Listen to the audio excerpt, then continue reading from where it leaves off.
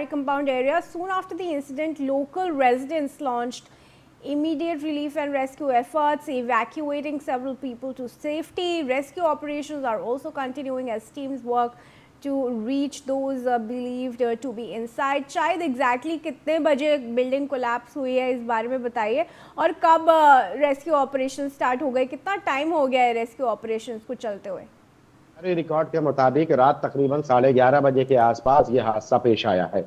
ग्राउंड+4 ये इमारत जो है जब 11:30 की बात करें तो ताश के पत्ते के जैसे भरभरा कर गिर गई। जानकारी के मुताबिक जो ये पता चला है कि इमारत में जो है कॉलम और जो बाकी हिस्से पूरी तरह से जो है डैमेज हुए थे और उसकी मरम्मत का काम चल रहा था। हालांकि इसे जो है खतरनाक इमारत की फहरिस्त में शामिल किया गया था, बावजूद इसके यहाँ का काम चल रहा था। और उसके बाद यहाँ बीएमसी का एक अफसर भी यहाँ आया और उस दौरान जो है कोई कार्रवाई न किए और नहीं किया उन्होंने, और उसके बाद यहाँ से वो चले गए। मैं 11:30 के आसपास जो है इमारत जो है ताश के पत्तों के जैसे भरभरा कर गिर गई। 10 से 12 लोगों के अभी भी जो है फंसे होने की आशंका बताई जा रही है। हालांकि 3 लोग जो है जख्मी जिनको रेस्क्यू किया गया उनको आईएमजी हॉस्पिटल में भर्ती किया गया, जबकि एक शख्स की जो है मौत बताई जा रही है। अभी भी जो है एनडीआरएफ की टीम, फायर और पुलिस के जो जवान है वो लगातार जो है रेस्क्यू ऑपरेशन जारी रखे हुए हैं। कोशिश यही कर रहे हैं कि अंदर के हिस्से में जो लोग फंसे हैं उन्हें किसी भी तरह से सुरक्षित बाहर निकाला जाए। जी, शायद बने रहे हमारे साथ। Viewers, let's tell you some more breaking updates. Now, in the incident, locals have alleged that the disaster management response of the Bhiwandi Municipal Corporation was delayed, claiming no civic team reached the spot for about half an hour after the collapse. According to them, the initial rescue operation had to be carried out by residents before official teams had arrived. शायद locals बता रहे हैं किस प्रकार rescue teams के आने में delay हुआ, क्या कारण बताया जा रहा है कि delay हुआ उनके आने में? आया है तो आपको मैं बता दूं, अफरा तफरी का माहौल था। कई लोगों ने पुलिस को भी जो है संपर्क किया, लेकिन जो लोग स्थानीय लोग हैं, जो मुकामी लोग हैं, उन्होंने अपने स्तर पर ही बचाव कार्य शुरू किया। लेकिन आपको पता होगा कि मलबा इतना ज्यादा था, जो लोग हैं उनके पास किसी भी तरह की कोई इंस्ट्रूमेंट, कोई मशीनरी नहीं है जिसकी वजह से वो मदद लोगों की कर पाते या मलबा हटा पाते।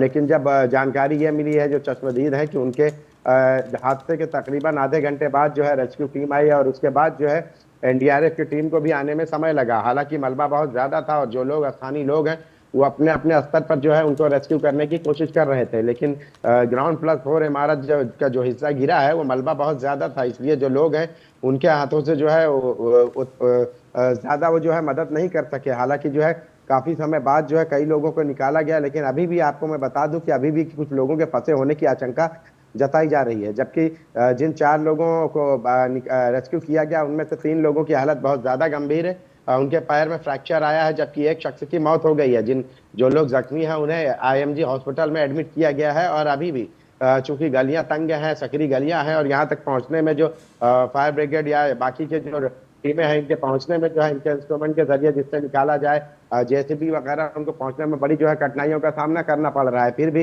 रेस्क्यू टीम लगातार कोशिश कर रही है कि ताकि लोगों को जो है यहाँ सही सलामत रेस्क्यू किया जा सके।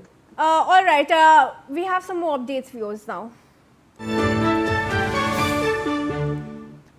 Now, the Bhiwandi Municipal Corporation has called in the NDRF and the TDRF to assist in the relief and rescue efforts after Bhiwandi collapse. The building collapse, local administration, police and residents are also engaged in the operation at the site. Saqib Kharbe, the head of the disaster management of the Bhiwandi Municipal Corporation, said the G+4 building collapsed suddenly in the darkness of the night, comparing it to a pack of cards scattering in an instant.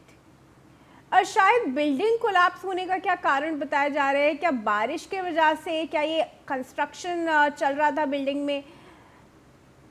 जी, आपको मैं बता दूं कि हमारे यहाँ जो जानकारी लगी है, ये इमारत धोखादायक इमारतों की फहरिस्त में थी। इसे कायदे से देखा जाए तो इसे खाली होना चाहिए था, लेकिन लोगों ने खाली नहीं किया। और जो लोग हैं, बिल्डिंग के लोग या जो बिल्डिंग बनाने वाले जो भी है, जिन लोगों ने जानकारी ये मिली है कि इसके कॉलम का काम चल रहा था, कॉलम की जो सरिया है वो दिख रही थी, बैंड हो चुकी थी, बिल्डिंग का जो है लोड बर्दाश्त नहीं कर पा रही थी, वहाँ पे जो है बहुत बुरी हालत में बिल्डिंग थी, और ये बिना परमिशन के जो है इसकी मरम्मत का काम कर रहे थे। हालांकि जो है परमिशन के दौरान जानकारी मिली है कि बीएमसी का कोई अफसर भी जो है टीएमसी कोई अफसर भी जो है कॉरपोरेशन का वो वहाँ मौजूद था, लेकिन हैरानी इस बात की है कि जब इमारत धोखादायक है, खतरनाक की इमारतों की फहरिस्त में है और उसके बाद भी इमारत में लोग रह रहे थे और यही नहीं खाली करने के बजाय बल्कि उसकी मरम्मत का काम चल रहा था, हालांकि उसके लिए कोई परमिशन नहीं थी।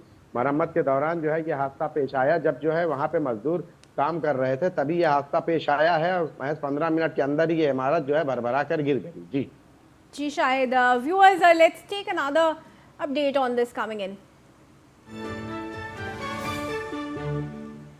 Now, body has been recovered from the site where the building collapsed. Rescue operations are continuing with teams from NDRF, TDRF, local administration and police working to trace people feared to be trapped, of course, under the debris. शायद already एक body निकाली जा चुकी है, क्या ये शख्स को आइडेंटिफाई किया गया है अभी तक? इस पूरे उसमें मैंने आपको बताया कि 4 लोगों को रेस्क्यू किया गया है, जिनमें से एक शख्स की मौत हो गई है। उसकी उम्र कुछ 30 से 32 साल के आसपास बताई जा रही है, जबकि जिन 3 लोगों को और रेस्क्यू किया गया उनकी हालत खराब है। उनके पैर में फ्रैक्चर आया है, मलबे का खासा हिस्सा उनके पैरों पर गिरा, उनके जिस्म पर गिरा, उनको चोटें आई है। उनको इंदिरा गांधी मेमोरियल हॉस्पिटल में एडमिट किया गया है, जबकि जिनकी मौत हो गई है उनके शव को पोस्टमार्टम के लिए भेजने की तैयारी की जा रही है। पोस्टमार्टम की प्रक्रिया पूरी करने के बाद उनके परिवार को उनके शव जो है हैंडओवर किया जाएगा। हालांकि अभी भी 10 से 12 लोग जो है इसमें फंसे हुए हैं, उनको बचाने का काम जारी है। जी All right, Shahid, for now, thank you very much for giving us those additional details coming in. And with that, viewers, let me go across to my